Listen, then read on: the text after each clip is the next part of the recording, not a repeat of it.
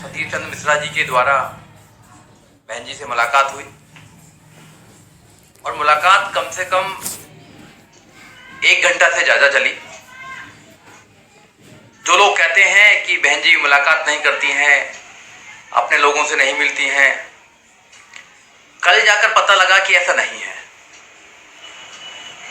लोग झूठ फैलाते हैं, पार्टी को बदनाम करते हैं। ऐसा बिल्कुल भी नहीं। बहन जी ने बहुत अच्छी तरह बात की, आशीर्वाद दिया और बहुत सारे मिशन की बात भी बताई। और बाद में आपने देखा होगा एक बहुत सुंदर सा एक फोटो भी खिंचवाया, जो हमने रिक्वेस्ट भी की थी मिश्रा जी से कि भी हमारा एक फोटो भी होना चाहिए, कि जो समाज में गलतफहमी है कि बहन जी किसी से मिलती नहीं है, मिलने के लिए तो बहुत कुछ करना पड़ता है, ऐसा कुछ भी नहीं है। बहन कुमारी मायावती हमारी नेता हैं और वो अपने नौजवान साथियों से मिलना चाहती हैं, समाज के लोगों से मिलना चाहती हैं, उनको आशीर्वाद देना चाहती हैं, उनको आगे बढ़ाना चाहती हैं। हम लगभग 12-13 लोग गए थे कल, और जो लोग गए थे मैं उनके नाम भी अभी बताऊंगा आपको। और हमारी क्या बात हुई, बहन जी ने क्या बोला हम लोगों से, बहन जी का क्या आशीर्वाद मिला, वो सारी बातें आज आप लोगों से डिस्कस करूंगा। इसलिए मैं लाइव पर आया हूं, क्योंकि वो समाज को पता लगना बहुत जरूरी है। क्योंकि समाज के नौजवान हैं, जो नौजवान पीढ़ी है, उसको पता लगना चाहिए कि जो बहन कुमारी मायावती हमारे नेता हैं, वो नौजवानों के विषय में क्या सोचती हैं। हम लोग जब वहां गए तो मैं था, राहुल नागपाल थे, अजय कुंडलिया, अर्जुन गौतम जो बुलंदशहर से हैं, भीम आर्मी के जिलाध्यक्ष थे, सनी गौतम जो सहारनपुर से, विजेंद्र बिन्ने जो बागपत से हैं, अमरनाथ जो उत्तर प्रदेश के लखीमपुर खीरी से हैं, MP आजाद जी जो नखलऊ से हैं, उसके बाद सिकंदर बौद्ध जो उत्तर प्रदेश के भीम आर्मी के अध्यक्ष थे, वो और उनकी मिसेज भी हमारे साथ पार्टी ज्वाइन करने के लिए गई। और हेमंत कुमार दिवाकर जी जो इलाहाबाद से हैं, वो हमारे साथ गए। विकास और दीपक जो कानपुर से थे, और दलीप कश्यप जो समाज में काम कर रहे हैं, कहीं ना कहीं जिन्होंने भीम आर्मी में पहले काम किया था या और संगठनों में काम किया था, वो लोग हमारे साथ गए, जो एक लीडर्स हैं जो अपने अपने इलाकों में काम कर रहे हैं। जब हमने मिश्रा जी से कहा कि हम बहन जी से मिलना चाहते हैं, तो पहले दिन उन्होंने 3 घंटे 4 घंटे हमसे बात की, बहुत अच्छी तरह बात की। और उनसे बात करके लगा कि वो और उनका परिवार बहुजन समाज पार्टी को ताकतवर बनाने के लिए जो संघर्ष कर रहे हैं, और 2022 में बहन कुमारी मायावती जी को 5वीं बार मुख्यमंत्री बनाने के लिए जो संघर्ष कर रहे हैं, वो हमको भी करना चाहिए। उनसे बात करके बहुत मोटिवेशन मिला, और उन्होंने हमें आश्वासन दिया कि हम आपको बहन जी से मिलाएंगे। जो गलतफहमियां हैं समाज में, ऐसा नहीं है, बहन जी सबसे मिलती है।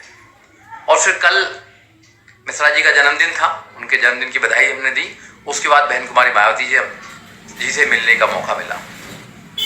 1 घंटा मिलने के बाद निष्कर्ष निकाला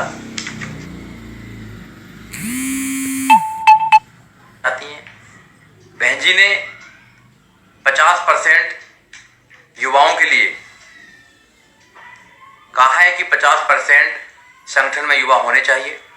और हमसे खासकर कहा है, टीम से कहा है कि आप जो युवा हैं, जो इधर उधर भटके हुए हैं, या किसी भी संगठन में हैं, या रूंट कर पार्टी से बैठ गए हैं, उनको पार्टी में वापस आने के लिए आप प्रेरित कीजिए और उनको पार्टी में लाया जाएगा। पार्टी में आने के लिए आप लोग तैयार रहें, क्योंकि पार्टी आपको चाहती है, आपको लेके आना चाहती है। पार्टी में आपको आगे बढ़ाने की जो सोच है वो पार्टी कायम रखना चाहती है, और पार्टी के जो और नेता हैं वो भी चाहते हैं कि नौजवान साथी आए।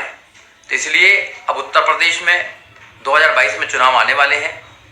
2022 में चुनाव आने से पहले पहले जितने भी लोग घर बैठे हैं नौजवान साथी, उनको पार्टी में जहां पर भी वो हैं पार्टी ज्वाइन करनी चाहिए, या हमारे माध्यम से ज्वाइन करें या अपने कोई और बहुजन समाज पार्टी के पदाधिकारी हैं उनके द्वारा करें, मिश्रा जी के द्वारा करें। सबको पार्टी ज्वाइन करनी चाहिए, और जिन जिनको भी पार्टी ज्वाइन करनी है वो हमसे फोन कर सकते हैं, और डायरेक्ट भी पार्टी के ऑफिस में जाके पार्टी ज्वाइन कर सकते हैं। आज जरूरत है समाज को कि नौजवान जो साथी भटका हुआ है उसको पार्टी के साथ कंधे से कंधा मिलाकर साथ देना चाहिए, और बहन कुमारी मायावती जी को उत्तर प्रदेश की 5वीं बार मुख्यमंत्री बनाने के लिए संघर्ष करना चाहिए। साथियों, अगर सत्ता आती है, जब बहन जी की सत्ता आती है तो लॉ एंड ऑर्डर बहुत अच्छा होता है, सभी समाजों को न्याय व्यवस्था की सुविधा मिलती है, सभी समाजों के बच्चों को एजुकेशन मिलती है, और सभी लोगों को वहां पर मान सम्मान मिलता है। अगर सत्ता में हम लोग नहीं आएंगे तो फिर कैसे हम अपने महापुरुषों का जो सपना है उसको पूरा नहीं कर पाएंगे।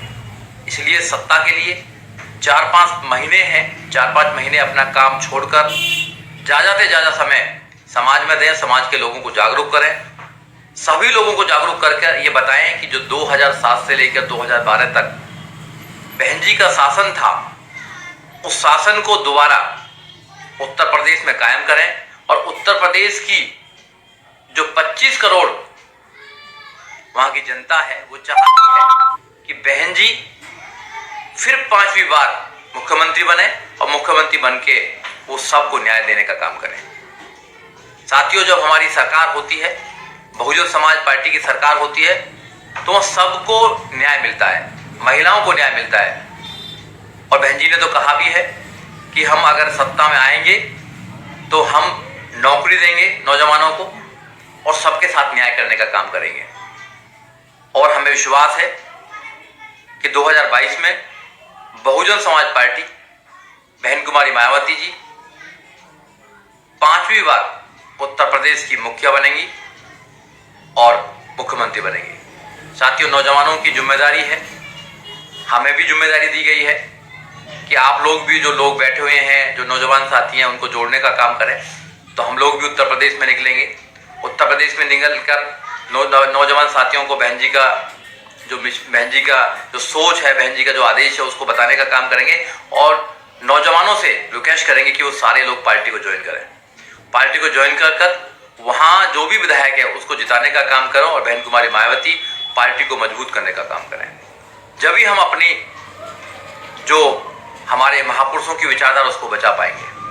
साथियों, जरूरत है सारे मतभेद दूर करके 2022 की लड़ाई को लड़ने का। अगर हम इस लड़ाई को नहीं लड़ पाए और कमजोर होते हैं तो समाज कमजोर होता है। अगर समाज कमजोर होता है तो समाज में जो लोग, आने वाली जो जनरेशन है वो कमजोर होती है।